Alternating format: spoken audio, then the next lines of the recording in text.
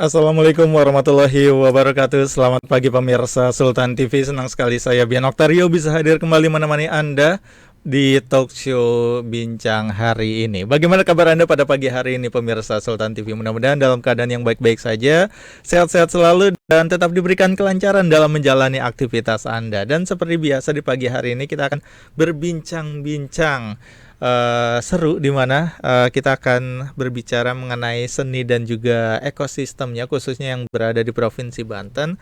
Karena kalau berbicara mengenai ekosistem seni ini sendiri, ini adalah salah satu upaya atau mungkin juga salah satu wadah bagaimana para seniman ini bisa tetap berkesenian. Dan saat ini seni ini sendiri ekosistemnya apakah sudah terbangun di Provinsi Banten?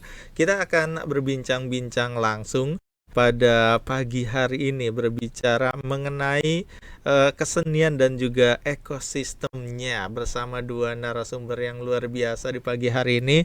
Ada Kang Adi Handayana selaku pelukis dan juga seniman asal Banten, dan juga ada Kang Dede Abdul Majid selaku aktor dari juga teater Guriang. Assalamualaikum, selamat pagi Kang. Waalaikumsalam warahmatullahi wabarakatuh. Selamat pagi. Selamat pagi.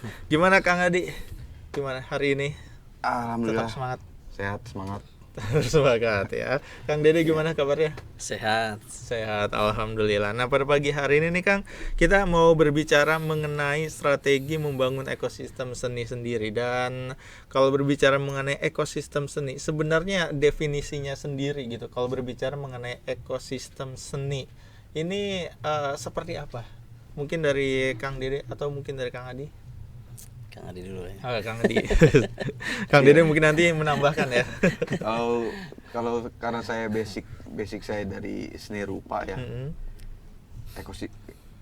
Ekosistem seni di seni rupa itu ya ada 4 lah. Iya. Ada pasar, ada ada pengamat seni, ada kritikus seni, ada penulis seni. Itu bagian dari ekosistem seninya gitu. Gitu. Ya apa?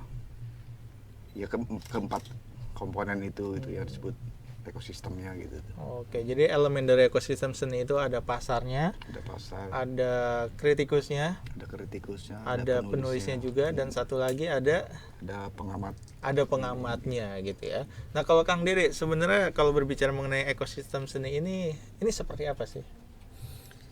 Kalau saya mungkin lebih merangkumnya ya.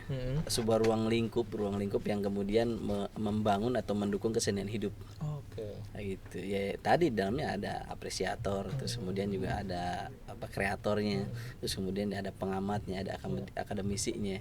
Karena ruang lingkup itu yang membangun kehidupan kesenian, yaitu ekosistemnya itu sendiri. Nah, kalau di Banten ini seperti apa? Apakah sebenarnya ekosistemnya sudah ada atau kesenian tetap berjalan aja nih? Seni-seni di Banten tetap berjalan tanpa adanya ekosistem. Seperti apa? Dari Kang Adi. Ya sebetulnya ekosistem itu ya di Banten ini sudah berjalan ya. Walaupun tadi itu masih dirasa ada kurang gitu. Ada kayak penulis seninya, kritikus seninya, walaupun ada tapi kayaknya perjalanan sekian lama itu belum begitu banyak melahirkan itu tuh. Penulis seni, kurator seni, kritikus seni itu tuh belum banyak lahir gitu. Tapi kalau ekosistemnya sendiri ya berjalan normal sih. Berjalan normal gitu ya. Walaupun mungkin masih belum optimal dengan pasarnya masih belum terbentuk gitu ya. Mungkin juga dari kolektornya ini masih belum kelihatan di Provinsi Banten gitu. Bahkan penulis dan juga kritikusnya ini masih sangat jarang atau mungkin bahkan belum ada. Lalu seperti apa kalau di Banten? Ada sih tapi tidak terlalu banyak lah, tidak seperti daerah lain gitu yang setiap bulan tuh melahirkan penulis-penulis baru, penulis kritikus seni baru gitu. Nah di sini masih belum lah gitu. Masih belum ya. Nah kalau dari Kang Dede ini melihatnya seperti apa nih? Ini ekosistemnya yang sudah berjalan tapi elemen-elemen utamanya sebenarnya belum begitu kuat Provinsi Banten. Ini apakah sebenarnya udah cukup sebenarnya kalau untuk di Provinsi Banten, atau ya memang harus ada dorongan gitu ya supaya pasarnya bisa terbentuk, kolektornya ada gitu, terus juga kritikusnya mungkin solid dan juga penulisnya juga solid gitu. Artinya bahwa bicara soal teater saja di Banten, perkembangan itu ada. Oke. Perkembangan itu ada, terus grup-grup yang kemudian tumbuh juga ada. Tapi memang beberapa hal memang juga tadi sebenarnya bukan tidak ada ya, tetapi minim. Kalau dibandingkan mungkin dengan kreatornya atau pengkaryanya, mungkin lebih banyak pengkaryanya ketimbang untuk pengamat, terus kemudian penulis. Tapi itu juga tidak kemudian menjadi tolak ukur harus disebut apa tidak berkembang juga, tidak juga ya. Nah, itu tetap berkembang. Memang di Banten uniknya gini, kalau bicara soal Banten kan ada dua sisi nih, antara Serang mungkin Kabupaten Pandeglang, terus kemudian Lebak, Cilegon. Nah, itu kan ada satu sisi yang di Tangerang. Nah, Tangerang mungkin justru berbeda lagi. Apresiasi mereka di sana tinggi, kemudian terus juga kehidupan pasar kesini juga lumayan kuat karena memang mereka lebih condong dekat ke Jakarta secara pasarnya. Nah, di Banten tuh punya dua sisi itu. Ada bicara soal perkembangan tidak juga stagnan ya. Artinya itu tetap berkembang. Hanya saja di Banten kalau secara luasnya, secara keseluruhannya sudah mulai banyak perkembangan lah. Sudah mulai banyak perkembangan yang perlu didorong tentunya ini. Kalau kesenian kan di daerah lain itu menjadi salah satu hal yang penting. Jadi tidak hanya menjadi seremonial di dalam acara-acara, tetapi juga mereka masuk ke ruang-ruang publik. Ketika kita masuk ke restoran ada sajian, terus kemudian ketika kita masuk ke bandara mungkin terminal ada riuh-riuh suara itu yang menandakan identitas kita, mau itu ornamen dari ukiran mungkin atau mungkin dari kainnya. Terus kalau kita ke ruang-ruang misalkan ke tempat rekreasi juga sama, aroma keseniannya kental gitu. Nah di Banten itu yang saya kira harus didukung, salah satu untuk menciptakan pasar itu. Artinya kalau misalnya kesenian itu sudah menjadi penting, ya akan kemudian berkembang ke hal yang lain. Itu akan tumbuh dengan sendirinya ekosistem itu. Oke, jadi menarik kalau berbicara mengenai pasar dari seni itu sendiri gitu ya. Mungkin dari pameran atau mungkin juga dari instalasi-instalasi yang mungkin ada di Provinsi Banten. Ini tadi disebutkan ternyata berbeda gitu ya antara wilayah Tangerang dan juga di wilayah Banten sisanya gitu ya. Dimana Tangerang ini ternyata memang apresiasi terhadap seninya lumayan cukup tinggi dibanding daerah-daerah lain di Provinsi Banten. Nah ini sebenarnya permasalahannya apakah dari mindset masyarakatnya atau mungkin mungkin ada benturan budaya seperti apa? Mungkin dari Mas Adi. Kalau hanya kurang ini aja sih, hanya kurang akrab aja gitu tuh. Hanya kurang akrab karena salah satu infrastrukturnya juga kan bicara di Kota Serang gitu ya. Kota Serang, Rangkas, Pandeglang, Cilegon gitu. Ada infrastruktur yang kurang di situ gitu. Bagaimana seniman mengkomunikasikan gagasannya tuh melalui apa gitu tuh. Karena infrastruktur tadi tidak ada gitu tuh. Gitu. Jadi akhirnya terbangun jarak gitu antara publik dengan senimannya, itu terbangun jarak gitu. Senimannya asik bekerja di studio atau dengan komunitasnya dan lain sebagainya. Nah, sehingga untuk mengkomunikasikan gagasannya ini dia di mana gitu tuh kepada publik itu. Bukan tingkat apresiasinya yang minim ya, bukan lah ya menurut saya. Hanya karena itu tadi itu tuh. Jadi apa sih? Karena kurangnya pertemuan, jadi kurang cinta lah gitu. Jadi kurang cinta gitu. Jadi sebenarnya kalau dari soal pertemuan, ibaratnya dari para senimannya dan juga mungkin dari pemerintahnya, ini siapa yang harus lebih mendekatkan diri gitu? Apakah senimannya atau sebenarnya ya pemerintah harus merangkul para senimannya? Ya sebetulnya pada pelestarian kebudayaan, kesenian di dalamnya itu kan yang paling bertanggung jawab besar ya pemerintah gitu ya, seharusnya gitu. Tapi ya tadi itulah kemudian dengan pemerintah pun agak terbangun jarak gitu. Pemerintahnya kemana, Iya. senimannya juga asik Sendiri kita, gitu ya. gitu. Kayak begitu gitu tuh. Jadi bukan tidak ada hubungan harmonis gitu tuh, bukan. Ya mungkin tadi ya, elemen-elemen kesenian tuh belum dianggap satu hal yang penting gitu. Oke. Mungkin itu gitu tuh ini ya, sehingga hari ini tuh terasa, apalagi di pandemi kemarin Iya. itu sampai hari ini masih agak terasa gitu tuh, masih agak terasa sendiri-sendirinya gitu, berjalan sendiri-sendiri gitu, masih terasa seperti itu. Jadi tidak ada sinergitas gitu Iya, ya. kalau dengan ini gitu, kurang mengambil peran yang besar gitu Iya. tuh ininya. Tapi kalau diantara simpul-simpul, simpul dah, tipis ya.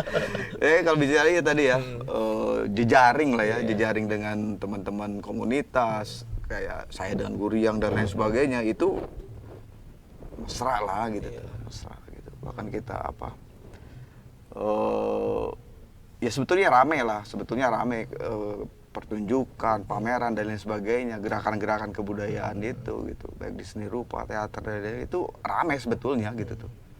Itu rame gitu. Ya dihidupkannya oleh itu tadi, oleh komunitas, oleh sanggar, oleh individu-individu, membangun jejaring dengan ini itu gitu.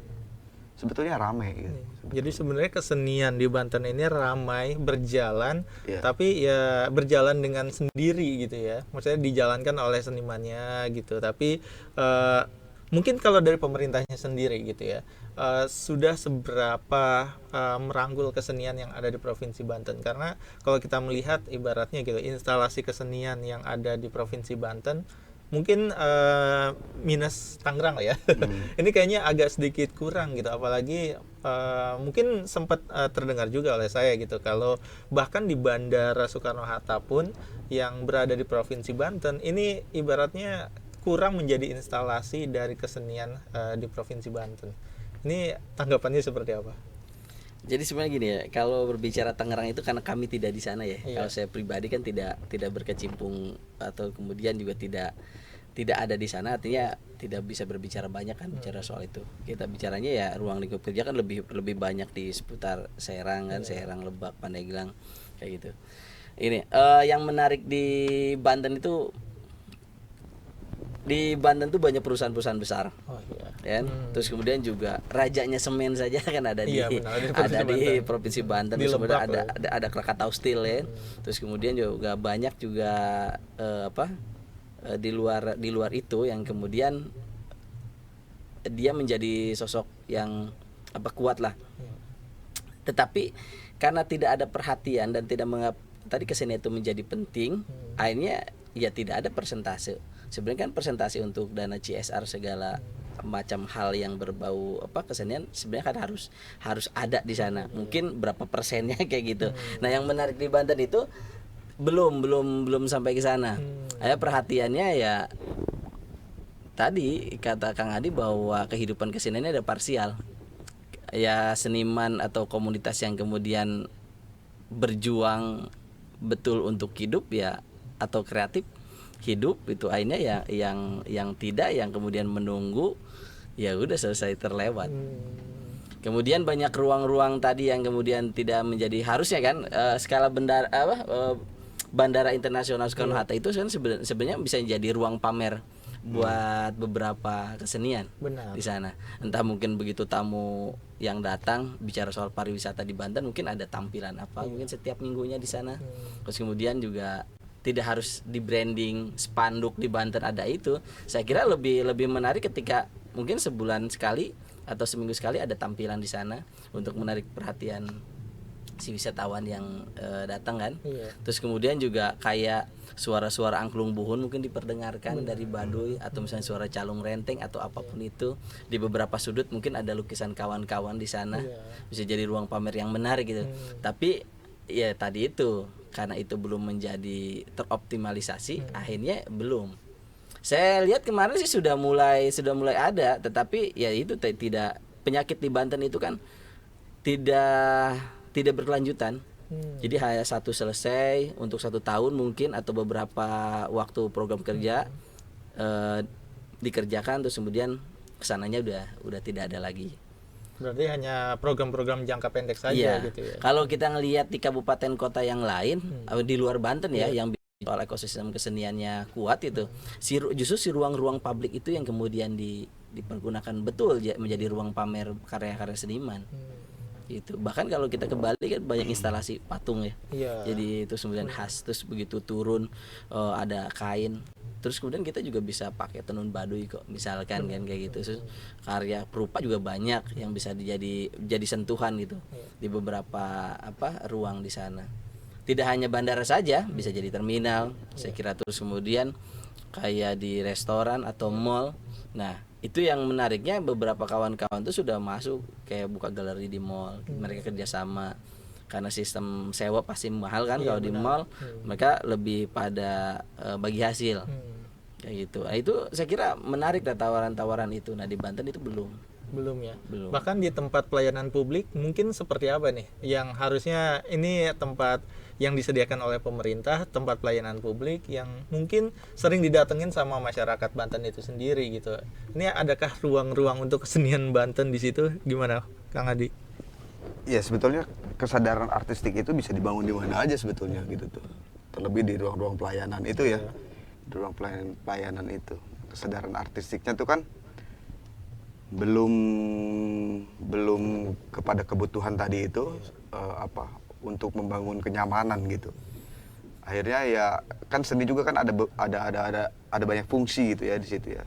Selain sebagai fungsi artistik ya mungkin sebagai fungsi untuk relaksasi barangkali gitu tuh kan. Kita ambil contoh gini lah. Setiap tahun itu kan di pemerintahan tuh di Provinsi Banten lah ada kalender meja duduk gitu tuh kan. Iya. Tapi kan coba perhatikan isinya gitu. Paling foto-foto seremoni itu kan gitu. Nah, kalau misalkan gagasannya adalah membeli karya fotografi teman-teman misalkan untuk kebutuhan kalender meja itu, udah ada 12 seniman yang karyanya terserap. Iya. Dan itu tadi itu fungsi seni di situ akhirnya menjadi buat relaksasi gitu. Tidak dari Januari sampai Desember itu Iya, benar. gitu tuh. Artinya investasi sosialnya itu tadi itu gitu. Ada 12 orang fotografer yang karyanya diserap. Tahun besoknya pun seperti itu lagi. Sehingga apa? Si personnya yang di ruang publik itu tadi, di pelayanan publik tadi atau di kantor-kantor atau dimanapun gitu tuh, disuguhi tampilan-tampilan yang memang artistik dan lain sebagainya. Jadi ada keingintahuan, di mana ini keren amat gitu kan. Iya. Bukan Januari, cara sunatan, sumbangan besok, ini itu. Tugasnya sudah berat, menjalankan pelayanan publik, ditambah ruangnya tidak artistik gitu. Akhirnya makin berat tugasnya mereka gitu. Nah, fungsi seni itu ada di situ gitu. Kalau mau dimaksimalkan tuh fungsi seni ada di situ juga gitu. Bagaimana membangun ruang pelayanan publik yang menjadi ramah, enak buat kerja gitu kan.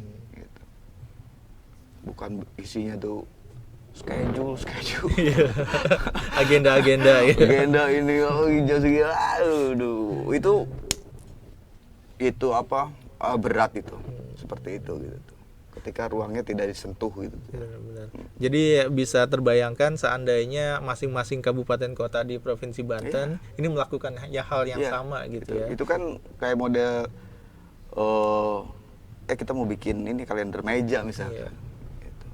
Coba deh cari tuh fotografer gitu kan, seleksi karyanya. Ada 12 orang yang karyanya terserap. Benar. Artinya apa? Setiap tahun belanja keseniannya naik gitu nanti. Nah, sekarang berapa sih belanja kesenian pemerintah itu? Berapa sih gitu? Kita tidak pernah tahu gitu tuh. Tapi kalau dari teman-teman sendiri ini melihat nggak sih seberapa besar belanja kesenian yang ada di pemerintah? Mungkin nggak hanya di provinsi tapi juga di kabupaten kota, atau sebenarnya di swasta pun harusnya juga ada belanja seni gitu. Harusnya Harusnya ada. Harusnya ada kan. Harusnya ada. Ya itu tadi saya bilang itu dana CSR itu juga seharusnya kan berapa persennya itu untuk kehidupan kesenian dan kebudayaan. Harusnya. Harusnya. Ah, Tapi iya. sejauh ini biasanya habis acara-acara seremonial Ya, hampir kalau perusahaan kan hampir kita tidak menyentuh ya. Iya. perusahaan ya. Hampir Sama tidak sekali menyentuh sama sekali. Kan gini, seharusnya DPR itu punya orang di dalamnya itu yang mengerti soal kesenian dan kebudayaan. Dan kemudian ketika bicara soal anggaran, dia bisa berbicara soal bagaimana pentingnya ekosistem kesenian kebudayaan. Nah, sekarang di kabupaten, kota dan provinsi kira-kira ada nggak orang yang kemudian bicara soal kebudayaan? Saya kira tidak ada. Terus kemudian di level pemerintahnya juga berapa persen orang-orang yang kemudian bicara soal kesenian di sana? Iya, Kan sangat minim sekali. benar. Artinya ya bicara soal akhirnya bicara soal apa anggaran lagi, bicara soal belanja kesenian ya karena tidak ada yang berbicara, Iya. tidak yang menguatkan, akhirnya ya sudah selesai lagi. Terus kemudian di level di daerah juga sama seperti itu. Hampir sama seperti itu ya. Hampir sama seperti itu. Jadi akhirnya bicara soal kesenian tadi akhirnya ya untuk acara-acara seremonial seperti itu. Imbasnya sebenarnya banyak. Yang pertama juga imbasnya gini, ketika orang-orang atau adik-adik kita yang kemudian melanjutkan di kesenian, dia mau S1 misalnya S2 atau bicara soal kesenian, dia belajar kesenian di luar akademik pun di luar, akhirnya jarang yang pulang. Oh iya. Karena mereka menganggap bahwa di Banten belum memiliki ruang untuk kami hidup. Iya, iya. Ya, mereka lebih memilih untuk bertahan di luar. Itu juga menjadi salah satu permasalahan. Bisa dibilang klasik, iya, persoalan-persoalan yang kita bicarakan tadi dengan Kang Adi sebenarnya pertanyaan itu adalah klasik ya, sering banget kita diskusikan. Tapi memang sampai hari ini ya itu belum terpecahkan. Kita belum punya payung hukum, kita belum punya legacy yang kemudian secara ekosistem dilindungi, bicara soal kekaryaan dilindungi, bicara soal senimannya juga dilindungi. Ya itu belum ada kita sampai hari ini. Jadi belum ada yang menguatkan secara payung hukumnya juga. Belum ada yang menguatkan ya. Bahkan mungkin untuk beberapa pejabat daerah yang ibaratnya kampanyenya bahkan tidak menyebutkan perhatian terhadap seni gitu ya. Ya, sekarang kita lihat aja sih berapa persen sih orang yang kemudian bicara soal tadi ya, bicara soal kesenian atau kebudayaan, saya kira sangat minim sekali. Mereka lebih memilih ya tadi program-program yang memang dianggapnya bahwa kesenian itu tidak memiliki imbas apa-apa. Oh iya. Tapi kalau misalkan kita balik bahwa kehidupannya tidak menggunakan kesenian sama sekali akan seperti apa? Oh iya. Sekarang gini, di Banten saja, di Banten kita hilangkan kesenian di semua event. Tidak ada kesenian, tidak ada sentuhan artistik, tidak ada sentuhan kebudayaan. Kira-kira akan segaring apa? Iya. Artinya Hambar. hambar kan? Berarti bicara soal kesenian kan urgent sekali. Itu penting dan seharusnya itu bisa menjadi program kerja yang konkret gitu ya. Harusnya. Dari beberapa pejabat-pejabat yang mungkin tidak hanya di level tertinggi tapi bahkan sampai ke level terendah gitu ya. Kesenian itu harus menjadi program khusus yang diperhatikan ya. Oke, dan menarik kalau berbicara mengenai ekosistem seni. Tadi soal pasarnya lumayan cukup ternyata lumayan cukup kompleks permasalahannya. Sampai akhirnya ya pasar dari seni ini juga kesannya di Provinsi Banten masih belum begitu besar gitu, padahal memang potensinya sangat tinggi. Nah, bagaimana dengan mungkin kolektornya gitu ya, terus juga penulisnya dan juga mungkin kritikusnya di Provinsi Banten seperti apa? Nah, nanti akan kita bahas juga nih Kang ya. Apakah sudah banyak, apakah masih belum terlihat juga ternyata ada media-media yang mengangkat soal kesenian di Provinsi Banten. Nah, nanti bakal kita bahas di sesi selanjutnya. Kita akan obrol-obrol lagi pembahasan soal ekosistem seni ini bersama dengan Kang Adi dan juga Kang Dede. Jadi pastikan Anda pemirsa Sultan TV tetap bersama kami di Talk Show Bincang hari ini.